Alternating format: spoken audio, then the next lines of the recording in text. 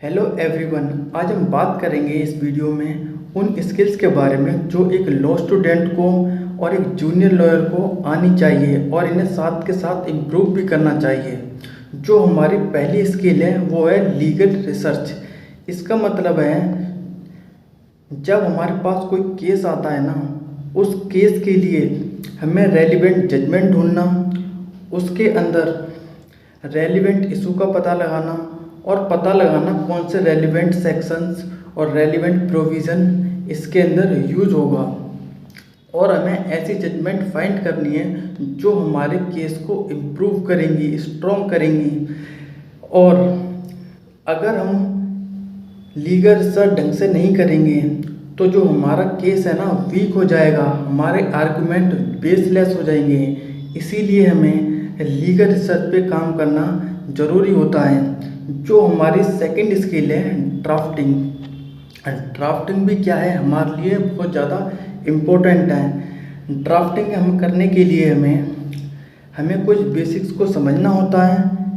और जैसे हमारी ड्राफ्टिंग है, लीगल नोटिस ड्राफ्ट करना, डिवोर्स के लिए ड्राफ्टिंग करना, सेल डीड करना एंड रेंट एग्रीमेंट के लिए ड्राफ्ट करना, कोर्ट पिटीशन करना, हर ड्राफ्ट के लिए एक अलग अप्रोच होती है, उसे हमें समझना होगा। इस वीडियो में हम हर स्किल को डिटेल में नहीं समझ सकते, इसके लिए मैं सेपरेट वीडियो लेके आऊँगा।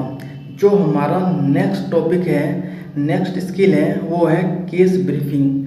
केस ब्रीफिंग का मतलब है जो हमारे पास प्रेजेंट केस है ना, उसे हमें ब्रीफ में लिखना है। हमें लिखना है बिल्कुल इसी लैंग्वेज में, जब हम कोर्ट में जाए ना तो उसे आर्गुमेंट के साथ बोल सकें इन फ्रंट ऑफ जज।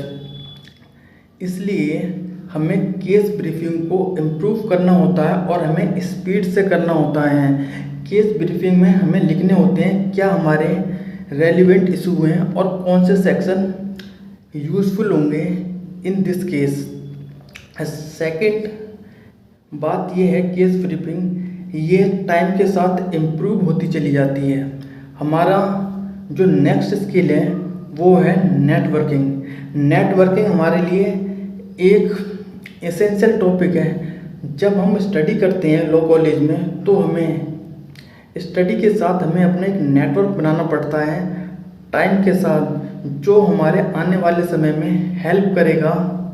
बिकॉज नेटवर्किंग से हमें आने वाले समय में केस मिलने के चांसेस ज़्यादा होते हैं, हमें कोर्ट में काम जल्दी मिल जाता है और हमें ज़्यादा परेशान होने की ज़रूरत नहीं पड़ती और हमें ईज़िली कहीं भी वर्क कर सकते हैं with the help of networking. Without networking हम लीगल फील्ड में सर्वाइव कर ही नहीं सकते हैं। अब हमारी जो नेक्स्ट स्किल है वो है कम्युनिकेशन स्किल्स। हमें अपनी कम्युनिकेशन को इम्प्रूव करना होगा। अगर हमारी कम्युनिकेशन ठीक नहीं है तो हम कोर्ट में अपने आर्गुमेंट को पेश ही नहीं कर पाएंगे प्रॉपर वे में और हमारा जो केस होगा वीक हो जाएगा।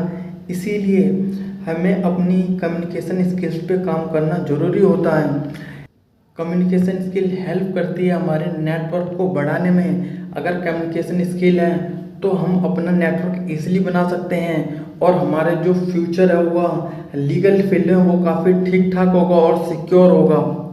जो हमारा नेक्स्ट स्किल है वो है time management. Time management law school में एक इम्पोर्टेंट स्किल है।